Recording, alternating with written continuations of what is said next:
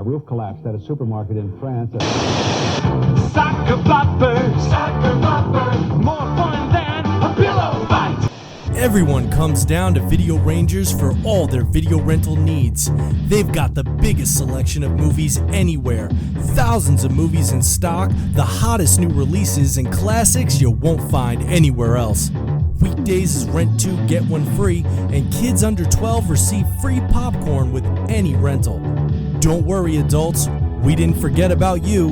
Rent a film from behind the beads and receive a free bottle of lube. Compliments of Video Rangers Videotape Club. Visit your local Video Rangers today.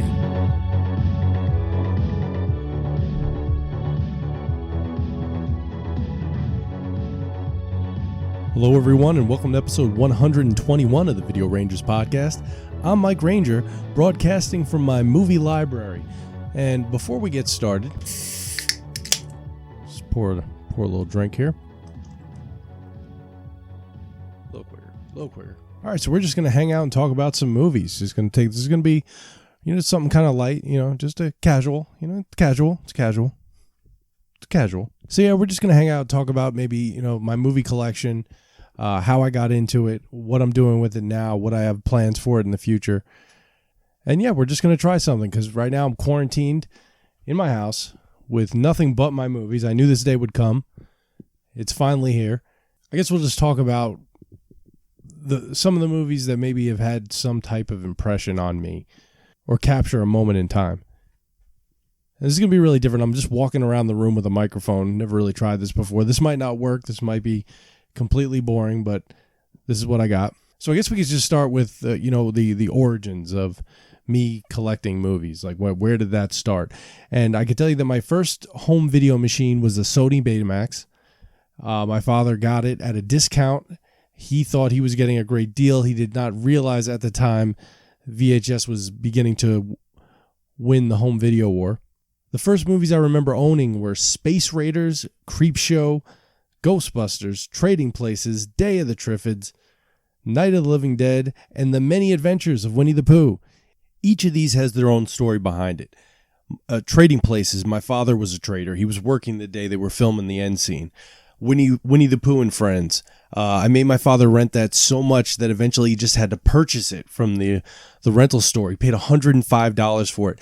Has not gone a year without letting me know how much he paid for that tape. Eventually, we graduated to a VCR. So the roots of my entire collection definitely stems from my father and him coming home with boxes and boxes of VHS almost weekly. We had a family friend that worked in a video store, and we would get the screeners they no longer needed. That's how I saw Monster Squad, Big Shots, Predator, Revenge of the Nerds 2, Overboard, Return of the Living Dead 2. Rad was in that box. No Retreat, No Surrender, Surf Nazis Must Die, Kickboxer, Frog, 1987 with the redhead kid from Critters. Whatever screeners they were throwing out or movies they had extra of would end up at my grandparents' house, and I would dig through these boxes and I would bring some home. We spent a lot of time in video stores, and I always loved the cardboard displays. I loved the smell of the popcorn.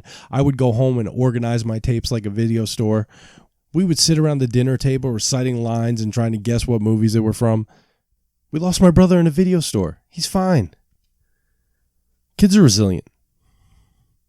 Fun fact for those that don't know, our logo is a membership card from one of the local rental stores, Video Rangers Videotape Club. And it was a Captain Video company. Eventually, they just changed the name to Captain Video. And they were like a group of rental stores in the Hudson Valley of New York. That's before Blockbuster came in and gentrified the whole video store experience. And suddenly our youth are robbed of the adult section.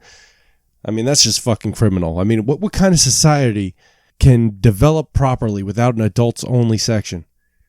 Everybody should be curious about what's behind the beads. Or cowboy doors, whichever one you had. Now here I am in a room surrounded by whatever can fit. I have stuff in the garage. I have a bunch of tapes in my parents' attic. So I figured we could just hang out and I'll kind of just walk around my collection and maybe talk a little bit of some of the highlights, some of the stuff that has some good memories behind it. I don't have the biggest collection. I've definitely gone through phases where I will buy a ton of stuff and then I won't buy anything for a while. More so lately, I don't buy anything because when I go to the store, I just don't see anything that I want. And I've bought stuff across a bunch of different formats. I've got stuff on Laserdisc. I've got stuff on Betamax. I've got stuff on DVDs, Blu-rays.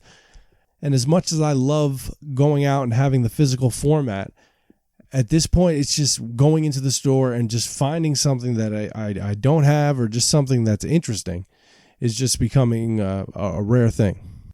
But yeah, so I don't have the biggest collection. I don't have the most exotic collection, but I can tell you that almost everything in here is personalized. And it was something that, you know, a lot of this came from movies I saw watching USA Up All Night.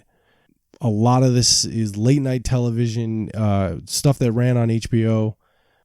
Almost all of it in here is just rooted into a certain time in my life. So obviously there's a lot of wonderfully terrible movies in here. All right, so I guess we'll just start. Mostly what I have in here is DVDs and Blu-rays are on the wall. A lot of the tapes are in boxes on the floor. I've got, again, most of them are at my parents' house. I have tapes in the garage, but primarily in this room is mostly DVDs, Blu-rays. I do have tapes in here, and I also have some Laserdisc. So I guess we'll just start from the top left, and we'll just talk about some of the stuff I have. So the way I organize this is kind of weird. I've got the A's are with the A's, the B's are with the B's, but then if it's a box set of like a variety of movies, I kind of just I'll front load them at the beginning of the collection just because I know it's there. You'll find that as I go through this, I really don't like when DVDs or Blu-rays are like a double feature that doesn't make any fucking sense, or I don't like when they're a double feature that makes it hard for me to catalog it. I guess what I hate about the combo packs is that how do you organize them? Where do they go in your collection? I've got Teen Witch and Heavenly Kid, Fraternity Vacation, Reform School for Girls, Dog Day Afternoon, Serpico. Like, it's okay if it's like Crocodile Dundee 1 and 2. That's fine. But or Losing It and Last American Virgin. That works. At least it starts with an L. But what do you do like when it starts with a fucking J and an L? Like, it just fucks your whole thing up. And just for personal preference, I do not, if it starts with the word the, it does not end up in the T section. Just how I do it. So yeah, I've got like some of those cheap like box sets that come with like a ton of movies in it, like, you know, like the drive-in cult classics, or the Too Cool for School collection that's got movies like Coach on it, and I think My Tutor's on that one. You know, and then I've got some of the cheap ones that's got like the horror movies on it, but they're mostly like the Bela Lugosi movies that, you know, weren't as popular. Some of the more culty kind of movies. One that I got recently is called it's the Dangerous Babes collection. It's a 12 movie collection, and the reason I bought this one is because it's got this movie on it called The Virgin Queen of St. Francis High. And Chris Ranger pointed this one out to me, and it was supposed to be like, it's listed as like a top sex comedy, but it was really just fucking dreadful. I don't even think I finished it. But yeah, just nothing redeeming about it. I don't even understand what made it a sex comedy. It was pretty terrible. Oh, we've got Attack of the 50-Foot Woman and Attack of the 50-Foot Woman with Daryl Hannah. Yeah, and I'm not going to talk about each and every single one of these, just like, And Then There Were None. I like this movie a lot. This is an Agatha Christie adaptation. This is Renee Claire's And Then There Were None. It's got Barry Fitzgerald, Walter Houston, Lewis Hayward. Yeah, this is like an old black and white movie from 1945. It's like a whodunit. Like a lot of like Clue is pretty much based on this whole thing. But this is a really, really well done movie, especially for the time. I've got an All in the Family Shout Factory box set. I really like this one. It's got every single episode. It's also got the pilot episodes from each one of the spin-offs. I also have the first season of Archie Bunker's Place, but apparently the other seasons have not come out. That's a real shame. I wish I actually could get the complete series of Archie Bunker's Place. I do have one of the volumes of the ABC After School Specials. This is the class of 82, 86, and it's got 4 different movies on there, After School Specials. 2 Loves for Jenny. Did You Hear What Happened to Andrea? Ace Hits the Big Time. and Face at the Edge of the World. None of these are like superb. That's the unfortunate thing. That was like pretty much a blind buy. I was like hoping to strike gold with that. There's okay stuff in there, but nothing too. American Drive-In. That's one that I found. What I like about that one is I found that in a gas station for $1.99, and I bought it strictly because the cover looked fucking cool. And I mean, that it's weird, but I like that one a lot. That's a movie that doesn't get talked about a whole lot. All right, here's one that like just reminds me of just going to the rental store. Adventures in Babysitting. That's a movie that I remember being drawn to the cover. That was a movie that was rented multiple times in my house. Big fan of the Adventures in Babysitting. Who isn't? Who doesn't like that opening sequence? All right, here's a random one. I have a copy of Bloodsport 2. Now, I don't know, for whatever reason, like my father got me that movie. And I remember saying, like, what the fuck is Bloodsport 2? And yeah, it's Bloodsport 2. Mr. Miyagi's in it. No Jean-Claude, though. All right, so I have like the original Blob movie with Steve McQueen, and that's another movie that where my father's influence would come in, because when I was a kid growing up, if my dad was watching TV, you just watched whatever he watched. But he was a big fan of movies, and he loved watching that kind of classic stuff. So it was a lot. We watched back when AMC used to actually run classic movies. All right, I have this movie called The Buttercream Gang, and I do have a DVD of it, but I also have a VHS of it. And what's interesting about that is a movie that my parents purchased from a door-to-door salesperson. And I guess it's one of those like Christian movies, so it would, whatever the proceeds went to, whatever cause. But that's a weird fucking movie. That is definitely one of those real suspect message movies. Not very good. It's really not. It's not really worth anybody's time. All right, now here's The Beastmaster. Now, The Beastmaster is one of those movies that we taped off a TV, and we were big fans of it in my house. And we have named 2 dogs Kodo after one of the ferrets. Bushwhacked. I was always a fan of Bushwhacked. I know, like the VHS Bandits are fans of Bushwhacked. That's a fun movie. The Burbs. You can't go wrong with the Burbs. Oh, Ricky Butler says. Brewster's Millions is like one of those late night movies that I would like, one of my go-to ones, especially if like I'm looking to I'm kind of just looking for something to fall asleep to. That's a movie that I'll go to because I know it inside and out. It's okay if I fall asleep in the first 20 minutes, but that's one of those movies that I really like. And if you haven't seen Brewster's Millions, what are you doing with yourself? It's Richard Pryor, John Candy. You don't have to be crazy to blow $30 million in 30 days, but it helps. Yeah, so Richard Pryor plays Montgomery Brewster. He's a minor league baseball pitcher who discovers that he has to blow $30 million in 30 days as a kid, as a condition to inherit a fortune. But here's the catch. He will forfeit everything if he reveals to a soul the real reason he seems to be throwing away all that cash. With the help of his pal Spike, John Candy, they set off on a frantic spending spree, the likes of which would bring any self-respecting accountant to his knees. Yeah, that one's a lot of fun. If you haven't seen Brewster's Millions, go out and do that right now. What are you doing? But if you're listening to this show, then you've probably seen Brewster's Millions, I would assume. Best of the Best. I'm a big Best of the Best fan. Alex Rady. Shit, Tommy, pop it. Cocoon and Cocoon 2. Or Cocoon the Return. Fucking Jesus. Talk about some fucking movies that are going to just depress the fucking shit out of you. Critters. All right, now Critters is one of those movies that I taped off HBO, and I remember the tape. We probably still have it at my parents' house. I remember Critters came first, and then right after it was Pee-wee's Big Adventure. But Critters is one that I always liked. It's like kind of like I don't want to call it a Gremlins knockoff, but that's just, I mean, Siskel and Ebert gave it a thumb. They both gave it a thumbs up. I mean, what does that say? There was a bunch of sequels. Creepshow. Creepshow's a movie that just haunts my life because my father fucking thinks it's funny to call me up and say, "It's Father's Day, Ophelia." He's been doing that since I was like 4 years old. It's fucking crazy. All right, here's a movie that, just a recommendation if nobody's seen it. It's called Christmas Evil. And this is something from like 1980. Christmas Eve, I'll just tell you quickly what it says on the back. When he was a boy, Harry idolized Santa Claus. But one Christmas Eve, he witnessed something horrifying that forever shattered his innocent understanding of Santa. Now, an adult, Harry wants to embody the pure Santa Claus he grew up loving.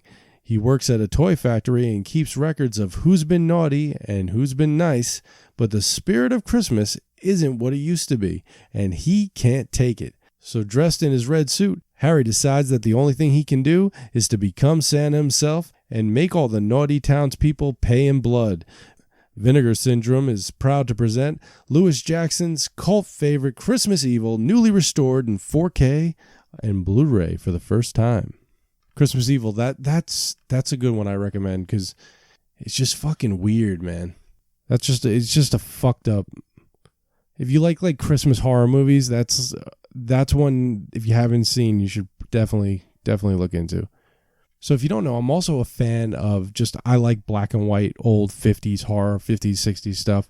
The cheesier, the better. And I have this box set, and it's called the Killer Cult Classics Collection. And it's got 4 movies on it. It's got The Brain That Wouldn't Die, The Wasp Woman, Teenagers from Outer Space, and my personal favorite in this set. And this is a movie that I watch every year. I love this movie. It's The Killer Shrews. And the Killer Shrews is great. And it's got fucking the guy that plays Roscoe on Dukes of Hazzard. He's in it, but he's really good in it. That's a fucking great movie. I'm sorry if I'm just rambling. I'm just I don't really know what I'm doing here. I just figured let's just talk about some stuff. And if you're into collecting, or just, you like talking about these old kind of movies, or just want to hear somebody talk about these old kind of movies, I'm just kind of go through, doing my best. Chris Ranger's not here to save me.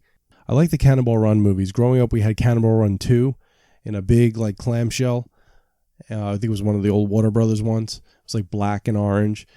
And that's the one I remember seeing the most of. Obviously, Cannonball Run is slightly better than Cannonball Run 2, but I really like Cannonball Run 2. I don't know what it is about it. Maybe just I spent way more time with that one. I'm a big Pam Grier fan, or just blaxploitation cinema in general. So I do try to get those whenever I can. I have Coffee. I'm in the C's right now. We can go through. I have Foxy Brown and a few others. Ooh, Can't Buy Me Love. That's another late night movie where I caught that on USA Up All Night. And it ran on TV, all the time. But I just remember seeing a lot of this stuff because I would stay up on the weekends all night just watching movies. All right. Now, we talk a lot about Caddyshack on this show. But the funny part about that is that I grew up with owning Caddyshack Part 2 and thinking that was the superior movie for the longest time. I was I would watch the first Caddyshack, but I was young, and I would watch the first Caddyshack and I just didn't really get it. But when the first Caddyshack actually clicked, that was an amazing day. It's been with me ever since. I also have a bad habit of starting to collect something and then just not following through because I get interested or sidetracked and into something else. So I have the first 2 seasons of Charles in Charge. Yeah, it's the first 2 seasons of Charles in Charge. And the series has since gone out of print. And to get the 3rd, 4th, and I think there's a 5th season, it's a little bit on the pricey side. So I haven't been able to acquire those. These are something that I'm hoping to find just at a flea market and maybe I can steal for $5 because it's rough. It's rough overpaying for something like a DVD, something that scratches real easily. And a lot of this stuff I bought when it was brand new. So if it wasn't in the $5 bin, then most likely I was paying whatever the cost of the new DVD was. But at least back there was a time where either the day or the week of the first week a movie came out, it was sold at a different price. I distinctly remember going to fucking Walmart on a Tuesday and getting a new release for $16.99. And now it's $24. It's hard to justify now, and that's with everything pretty much going digital and just being easy to access. It's just, now if you're buying Blu-rays and DVDs, you're almost going after complete niche stuff, like, because you're getting, like, it's packed with extras. It's packed with extras or something, and that's something that we'll probably get to as we go through here, because there's definitely a couple movies where I have gone out to get the new Blu-ray release of because it came with a little bit something extra to watch. Cherry 2000. That's a movie that I highly recommend. If you haven't seen Cherry 2000, that's like an interesting post-apocalyptic movie. Coming at You that's an interesting one. So this is a Blu-ray 3D release of this, and Coming at You, it's back, it's bigger, it's better, and it's coming at you. It also includes the 2D version, which is good because I don't have a 3D TV. I have no way of seeing it 3D. That's the shame of this, because this is one of those gimmicky 3D movies. This is the reason 3D exists. This is how all 3D movies should be made. If you're going to go 3D, just go with the gimmicks and just keep them coming at you. Do you like that? What did you think about that? How did I do?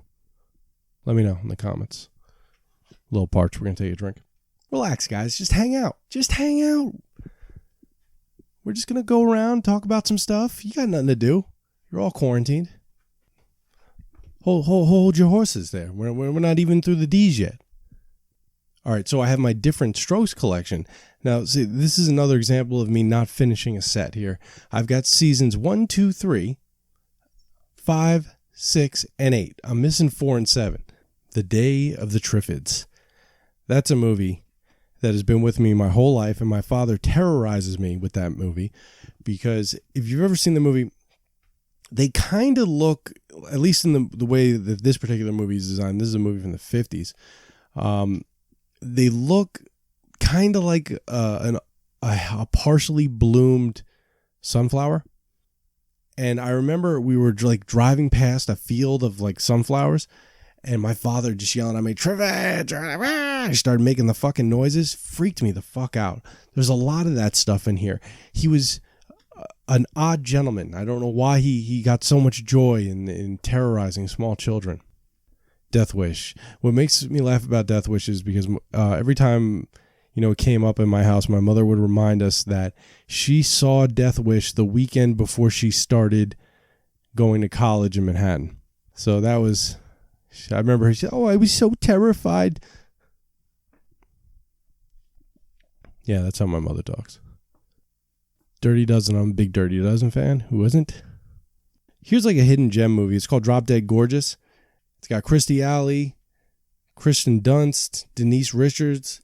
This is a really fun one. This is kind of like a black comedy, in the shell of a beauty pageant. That's a real fun one if you haven't seen that one. Disorderlies. Disorderlies was one of those screener movies that we had, and I've been a huge fan of the Fat Boys ever since. The Dirt Bike Kid, another movie that was in that box. And I remember watching a lot of The Dirt Bike Kid and Rad in the same day. I was so weird. I would watch a movie, rewind it, and watch it again. Digstown. Digstown's that's a sleeper hit. That's a good one. Again to like kind of lesser known Christmas horror movies. This is another one. It's called Don't Open Till Christmas. This is from the producers of Pieces. If you've ever seen Pieces, that's a fucking crazy movie. So, it's ultra low budget. 1984, I think. Hysteria Lives says, "Enough oddity, sleaziness, and mirth-inducing badness to tickle the fancy of any 80s slasher aficionado." Yeah, and it's basically this guy's going around, he's killing Santa Clauses. The kind of stuff that just spreads Christmas cheer. Now, I just pretty much put all of the Night of the Living Dead movies just right in one, just so that's kind of how I'll like categorize these things, like, so they're easier to find. So I have Night of the Living Dead, Dawn of the Dead, Day of the Dead, Land of the Dead, Survival of the Dead, Diary of the Dead. All that stuff is right there. Nice and easy for me to find. But Night of the Living Dead is a movie that has terrorized me my whole life because my father thought that it was funny to chase me through a cemetery and said, "They're coming to get you, Barbara. Look, this is one of them now. I'm getting out of here." So yeah, Night of the Living Dead is a movie that has stayed with me. And that one, I still think it creeps me out. That's probably my favorite of that entire series. Take another drink. Oh, that's nice. I'm drinking a Murphy's Stout. So when I went to the store on St. Patrick's Day, they did not have any Guinness. It's a little upsetting. So I have a few movies in the Dolomite collection. I've got The Human Tornado, Disco Godfather, Put Your Weight on It, and Dolomite. I forget if it was 1 or 2 years ago, but we did cover Dolomite. I think it was me and Santa Claus Ranger. Elves. Oh, now we're going back to like the first, I think the first year that we recorded the podcast. That was one of the Christmas movies we did. Elves is that's a fun one too. But don't overpay for that. Please don't go out of your way to try to find the VHS on that unless you're like really hardcore about having stuff like that. It's not worth the money.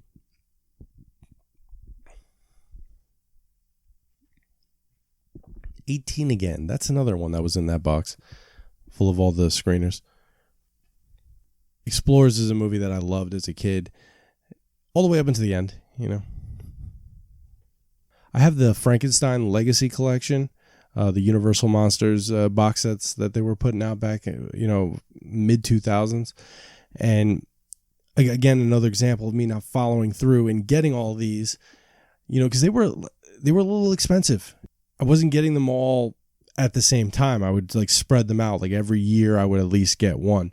And there's a couple that I'm missing. I don't have the Mummy series, and I think the Creature from the Black Lagoon. Actually, let me let's go to the seas, see if that's true. Yep, I have the single DVD. I just have the Creature from the Black Lagoon. I don't have the box with the few other movies, the sequels in it. Huh, that's gonna bug me. My wife a few years ago got me the Fresh Prince collection. I have a bootleg copy of Fright Night Part 2. That one's like a hard one to get, so you gotta take what you can get sometimes. Oh, I do have all the Friday the 13th. And recently I acquired, this is a good one. Recently I got the complete series of The Facts of Life. Now this one is one I was eyeing for a while, but it was really fucking expensive, and I ended up getting it on eBay. I think I paid $35 to get it, which I thought was a good deal because it's like fucking $90-something off of Shout Factory's website. Of course, that makes me question how real it is, but we'll see. All right, let's go into the F's here. Moving right along. Gummo, there's a fucking movie. This is from the Warner Brothers Archive collection. And this is a movie that I saw in high school, and it's weird, man. This is one of those Harmony Korine movies. Julian Donkey Boy, if you've been around that long, if you remember that episode. And this is just an odd movie. He does a good job when he's casting these movies. He definitely wants to disturb you. And his movies aren't for everybody. He teeters on this line of, is he a genius or is this just awful? Gung Ho. I was watching that the other night. All right, so I have a movie called Getting Lucky that I think was distributed by Troma. I don't think they actually made the movie, but this is extremely low budget. Saw this one on USA Up All Night. The standout part of this movie is that at one point he gets a kind of like a leprechaun or a genie in a bottle to grant him like 3 wishes. And he's with him like the whole movie, and hijinks ensue. So there's a point where he shrinks this dude and he falls inside a girl's panties and he's clawing his way to get out, and she ends up having an orgasm in the classroom. But the whole way they film it, it's just great. You could tell that he's just like clawing away at like a big silk blanket. And it's just like, you've got like these black metal poles that look like pubic hair. Whole lot of fun. For the whole family. That's a movie you should watch. Getting Lucky. Middlevale High has cheerleaders, jocks, nerds, and a leprechaun. Meet Bill Higgins, the nerdy towel boy from Middlevale High. All he could possibly wish for is to clean up the environment and score a hot date with a cheerleader babe, Chrissy Shackler. Standing in his way is a muscle-bound meathead, Tony Chinook. Enter the most unlikely hero, Lepke. A 4-inch drunken leprechaun confined to a beer bottle who can't quite master his micro superpowers. Wacky hijinks ensue as Lepke grants Bill Zany wishes which lead to unsuspected transformations and screwy situations on the quest to getting lucky. Yeah. When you name your leprechaun Lepke, you're not trying. You're just not. Don't tell me you're trying. All right, so here's a movie that I recently upgraded, and I have Hot Dog the movie on VHS. And I decided to get the unrated producer's cut that came out about a month ago of Hot Dog the movie. And it's a full restoration. It's got some special features on it. It's got a documentary, all new 50-minute documentary featuring including an all new 50-minute documentary including new interviews with director Peter Merkel, co-producer writer Mike Marvin, and some of the cast members. You got an audio commentary with Mike Marvin. You've got the original theatrical trailer, TV spot, radio spot, liner notes from Teen Movie Hell, and it's got some additional scenes. So this is the original cut of the film, and it's got additional scenes that weren't included in the original release of the film. And just while we're in the H's, another movie that is a whole lot of fun, and if you like these older style movies, this is a movie that appears like on Mystery Science Theater 3000, and it's called Hillbillies in a Haunted House, and this is a fucking must-see. A nightmare of horror. A daydream of glamour. Gowns, beautiful gowns. Danger lurks in every corner. On every couch. In the Hillbillies in a Haunted House. For the first time together, the masters of suspense and mystery, Lon Chaney, John Carradine, and Basil Rathbone. Now, as leaders of a nefarious gang of criminals, they unleash a wave of fear and fright.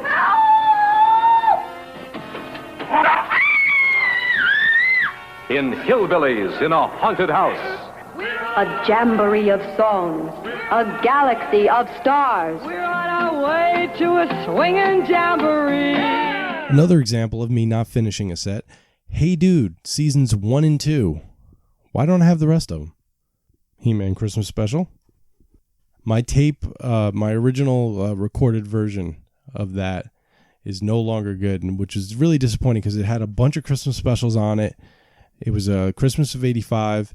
It had all the commercials on it, and the tape just doesn't fucking play anymore. So I'm glad that I can at least own that one on DVD because I do tend to break that one out every year. Oh, John Wayne and Hondo. Hondo, Peg. Hondo. I have the complete series of The Incredible Hulk with Lou Ferrigno. Inner Space. I have that screener too. Another good movie is If Looks Could Kill. That's one that I don't, know. I know people have seen it, but it's just one that I don't hear a whole lot about anymore, And this is one that I used to watch on TV all the time. And this is from the Warner Brother Archive collection. So this is one of the ones that, it's an official disc and everything, but these are burned to order directly from the factory. And this has got Richard Grieco. It's called If Looks Could Kill. He's a high school kid who gets wrapped up in some James Bond Jr. type stuff. I really do have to apologize. I feel like I'm not being entertaining, and that's just because I'm not very good at this. I'm an amateur at best. Give me a fucking break. All right, well, if you're done yelling at your radio, I'll continue. Thank you. Oh, these are ones that I always like that I have. I discovered early that going back and buying cartoons is not necessarily the best thing to do because you think that you're going to watch them. And don't get me wrong, I know some people do. But that's something I kind of picked up quick. I had bought 5 or 6 cartoon series and I would sit down, I would watch them. I would maybe watch a few episodes and then I would just never go through all of it. It just didn't, I wasn't as interested, obviously, as I was when I was a kid. So I have the Filmation's Ghostbusters complete series. And that was the Ghostbusters, with the gorilla. And that, I always preferred that cartoon to the real Ghostbusters. All right, let's just skip through We'll go right through the J's. Nothing to... See, I have like a bunch of seasons. I have like 4 seasons of King of the Hill. That's one I never finished. But I believe Hulu has all the episodes, so I have been able to watch it. License to Drive. I remember that I had a bootleg copy of License to Drive for the longest fucking time because it wasn't available on DVD. And I remember I got it off of eBay and it came with like a bootleg version of the soundtrack. Now, the copy I'm looking at is the official release because I ended up giving the bootleg copy away. But License to Drive is that was a childhood favorite. I've rented that so much. But if we're going to stay on Corey movies, here's a Corey movie that's not very good. And it's National Lampoon's Last Resort, and it stars Corey Haim and Corey Feldman. It's time for another vacation. I think they were trying to, I don't know what they were doing here, but apparently they had a 3-picture deal, and this movie just tanked so bad that just never went through. But it's, I find it surprising that they couldn't make this work. I think it was just the humor they were going for. It was just, this is a headache of a fucking movie. It's really hard to watch. Like Father Like Son is one that that's a movie that I'd like to do on the podcast eventually. Mac and Me. See, the movies like Mac and Me are movies that I thought that we would have done already. Like when we were first envisioning the podcast, like that's a movie that I would have thought that we would have done already. Masters of the Universe is a movie I thought that we would have done already. Midnight Run. My Science Project. Mr. Destiny. Memoirs of the Invisible Man with Chevy Chase. These are movies that like immediately when we were talking about let's do a podcast about like movies that aren't so great or movies that people think suck or movies that we like that other people don't like or just whatever. Those are things that like, I just grew up with, so I assume that we would do. But that just speaks to the way that we design the show. Like, there is no real thought that goes into this. Everything we do is kind of last minute, on the fly, and we just try to see what works. And so we've even tried going off of lists, and then the week comes that we're going to sit down and record, and then we just totally wild card. I have the first season of MacGyver. That's one I never finished. Complete series of Married with Children. Oh, you want to see a bad movie? Watch The Matchmaker with fucking Janine Garofalo. The Man Without a Face. Remember that movie? And all right, so here's just an anomaly in the collection. I have Naked Gun 33 1/3. I don't think I have Naked Gun 1 and 2. I should probably fix that. Night of the Comet's another one that I thought we would have done by now.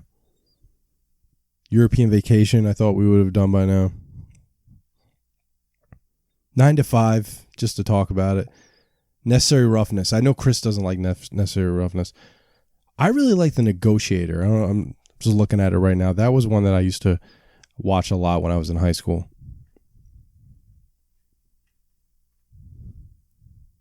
Ooh, Navy SEALs. I have like the first 4 seasons of The Office. Never finished that. It's also funny that you can kind of tell like when I bought some of this stuff because a lot of it is in that original DVD casing when it was, like they were cardboard with like a plastic flap. So I can like kind of pinpoint like when I bought some of this stuff. Like I'm looking at One Crazy Summer right now and that's one of those. Oscar. Oscar's a fun Stallone movie. A lot of people don't like that one, but I think it's fucking funny. Oh, you know what's a funny... Outside Providence is that's kind of a hidden gem. Private Lessons. That's one that I thought we would have done by now. We were supposed to. The Summer Smut got fucking destroyed. Pump Up the Volume. Pump Up the Volume is one I would have thought we would have done by now. Problem Child Part 2. I would think that we would have done Problem Child Part 2. All right, let's go into the R's. Let's Rad. Rad is a movie that in my house is highly quoted. You know, I will get a call from, you know, one of my brothers, and they'll just open the conversation with, you know, he's nothing next to Bart Taylor. It's Hollywood Mike Miranda. And I believe I just heard that I believe there's a Blu-ray coming out, like an official Rad release. That's interesting. I got the new Rambo. I don't buy a whole lot of brand new movies anymore, but I bought the new Rambo. That's a really fun one. I like the new Rambo. It was exactly what I expect. Oh, Runaway Train. Runaway Train is one of those really good canon movies that, you know, I mean, canon enthusiasts have definitely seen the movie, but most people haven't seen it. But that's a good one. If you can hunt that one down. That one I got used off of eBay. I think I paid $6. Spaced Invaders. That's another one that I thought maybe 2 years ago that we were going to do. Never got around to doing it. Secret of My Success is one that I think we should do. Stay Tuned. Stay Tuned is a fucking great fucking movie with John Ritter. It's the one where they get sucked into the TV. That one is underrated as fuck. I love that movie. Suddenly got the urge to watch Captain Ron. Did it ever happen to anybody? Stoker Ace is we're Burt Reynolds fans. We really like Hooper. I really like Stoker Ace. It's Burt, Lonnie, Gomer Pyle. It's fucking great. Oh, here's just two movies just right next to each other that I assumed we would have done by now. Stop or My Mom Will Shoot, Second Sight, and Suburban Commando. 3 movies that I thought we would have done by now. Super Mario Brothers, the movie. This is going to be this was supposed to be a conversation about my movie collection. What it's becoming is movies I wish we would have done by now on the show. Short Circuit Part 2. Want to do that. Star Wars The Ewok Adventures. I've got that. That's an out of print DVD. She's Out of Control with Tony Danza. I thought we'd do that by now. Showdown in Little Tokyo. We got to do that. Spring Break might happen. That's one from 1983. That's a sex comedy that we might be able to pull off when all this shit dies down. Oh, I have the complete series of Square Pegs, which, if you don't know, is the show that Sarah Jessica Parker did in like the early 80s. And it's kind of like the early 80s new wave style. They say totally a lot, Valley Girl kind of thing. I bought this in a Hannaford supermarket for $8.99, and it only ran for, one season. I don't even think they finished the whole season. And I'm hoping to cover at least a couple of these episodes. There is an episode with Bill Murray in it. There's an episode where I think they're playing Pac-Man. That's the kind of the episodes I want to tackle. So I have the first season of Thundercats. And this is when they were breaking these.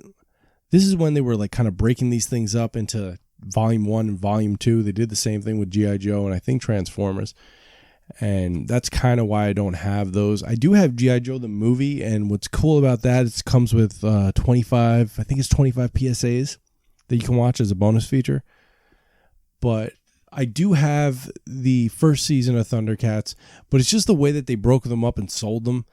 That's kind of why I don't have, the Masters of the Universe set. And again, like, you think you're going to watch this stuff and you just don't, like I have 2 seasons of the 70s show. Why didn't I finish that? I do have the entire series of Tales from the Crypt. And that's actually that's my wife. She's the one that bought that. Toy Soldiers. I fucking love that movie. Three Amigos is one of the very first DVDs I owned. Because I didn't start getting DVDs until I was in my second year of college. And I remember my parents dropped me off, and my parents ran to like a Kmart, and they bought me a movie, and that's what they bought me. Three Amigos. We also had the tape growing up. That's when I have to revisit, because I miss the people of Santa Poco. It's a sweater. Turner and Hooch. Saw that in the drive-in. Oh, all right. This is a fun one. I've got the complete Toxic Avenger set. So it's got the 4 Toxic Avenger movies and the complete series of the Toxic Crusaders. I really like that packaging. Weekend at Bernie's is one that I thought we would have done by now. Wildcats is one I thought we would have done. The Willies, The Witches, The Wizard. I have the complete series of What's Happening. I have all 65 episodes. There's an episode in there where I think Roger smokes a doobie. I think that's what's happened. That's one I have to look at because we might end up covering that. That's one of those like very special episodes. I don't have Seasons of Webster, but I have like a best of thing. It's got like 15 episodes on it. Those are things I don't recommend people buy. I mean, if it's cheap enough and you just really want to watch some, definitely, but it's just kind of annoying. I'd rather have the whole series or at least a whole season. I'm a big fan of William Castle horror movies, and if you've ever seen the movie Matinee with John Goodman, that's a movie that is pretty much based off of like guys like William Castle or an Alfred Hitchcock. And William Castle was like the king of the gimmicks, and there was a really nice fucking box set that was on Amazon for the longest time, and I never pulled the trigger on it. It became out of print. Now it sells for, $40 plus in the 60s usually. And recently they came out with a 5-movie William Castle collection, and I got most of the movies that I wanted because it's got 13 Ghosts, which I had already, but it had 13 Frightened Girls, Mr. Sardonicus, Homicidal, The Old Dark House. So if you're a fan of William Castle, or if you don't know who William Castle is, definitely look him up. And especially if you're like a little bit of a history buff and you're into learning the history of these era, if you're into learning the history of that particular era of film and the things they would do to get people to come into the theater, he's a guy that you should look into. All right, we're approaching the end, and we're at the end here, and 2 things I want to point out before we go. I do have the entire series of Welcome Back, Kotter. I caught that on reruns on Nick and Night, and I fucking loved it. All right, now one movie I definitely want to. I don't really have anything in the Z's or the Y's that I want to talk about, but in the W's, there's a movie from the Universal Vault series called The Wildlife, and it's kind of like the spiritual successor to Fast Times at Ridgemont High. And that's kind of a hidden gem. That's one that you don't really see every day. It's, it's casual. But Christopher Penn is in it, which is funny because Sean Penn's, he's in Fast Times at Ridgemont High. And Leah Thompson's in it, fucking Wyatt from fucking Weird Science is in it. It's not nearly as good as Fast Times at Ridgemont High, but it's definitely worth a watch. It's also got Eric Stoltz in it, which, Chris Ranger just loves. And we'll finish it with War Games. Yeah, go out, watch War Games right now. Perfect movie to watch late night. Now, that's it for the DVDs. Now, I'm not going to go through all of the VHS. I've got a ton here. I've got a bunch in the garage. But just going to point out some of the highlights, some of the ones that I went out of my way to hunt down and find. Definitely Hot Resort, Hot Chili. Those are 2 Canon movies that are definitely not easy to find. I had to really scour the fucking internet because they do come, a movie like Hot Chili doesn't come up very often. When it does, it's usually pretty pricey, and I found it at a price I was comfortable with. I never found it in the fucking wild. Hot Resort either. These are both ones that I had to do on eBay, and it's something that I don't necessarily like to do, and I don't recommend people do. It's way more fun to find these things out in the wild for somebody that doesn't know that they're fucking selling for $20. Steward of School is one of my favorite VHSs to own. Steward of School is just one of my favorite VHSs. I love the color on that. I love the cover on that one. Of course, Meatballs Part 2. Might be the best movie ever. Oh, I found Made to Order. That's an Ali Sheedy movie that I found at a garage sale. The Quest, aka Frog Dreaming. Think big with the Barbarian Brothers. That's one that I thought we would have done by now. Of course, Hamburger the Motion Picture. Hamburger the Motion Picture might be my most prized VHS. I do have one more coming in the mail that is my holy grail, but I don't want to talk about it until I actually have it in my hands. Yeah, you know what? I think I'm just going to leave it there. I think, we'll talk about VHS another time, because this actually went a little longer than I thought it would, and I'm probably, if you're still here, thank you. So yeah, I think what we'll do is we'll stop here, and then we'll come back with a part 2, and we'll really focus on my VHS collection. We'll talk about some of the harder ones. We'll talk about the ones that kind of took me a while to find, some of the ones that are just kind of left over from growing up. We'll get into my Laserdisc. I don't have a whole lot of Laserdisc, but we can talk about that. And maybe what we'll do is we'll come back with a part 3, and we'll talk about my video game collection. And, I hope you enjoyed this. You find just talking about some of the stuff I have. And, what do you guys have? Why don't you write into videorangerspodcast@gmail.com. Tell us all about your collections. Or just tag us in an Instagram post, and, we'll check them out there. Or go over to our Facebook.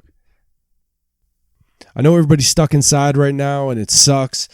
So why don't I give you 5 movies to watch while you're quarantined for the next, hopefully not too much longer. All right, so 5 movies. So, number 1, Cherry 2000. If you haven't seen Cherry 2000, or even if you have, definitely watch that. That's number 1. Number 2, Miracle Mile. Number 3, If Looks Could Kill. Number 4, Hillbillies in a Haunted House. And number 5, let's all laugh a little bit and watch yourself some Gung Ho. Michael Keaton, terrific. Also, while you're stuck inside, you might as well listen to some of our podcasting friends, like Mr. Throwback Thursday, Movie Madness Podcast, the VHS Bandits, and of course, Dueling Decades. Anyway, we at the Video Rangers Podcast hope that you're all staying safe through all this madness. And until next time, if you've seen a bad movie, we're ready to believe you.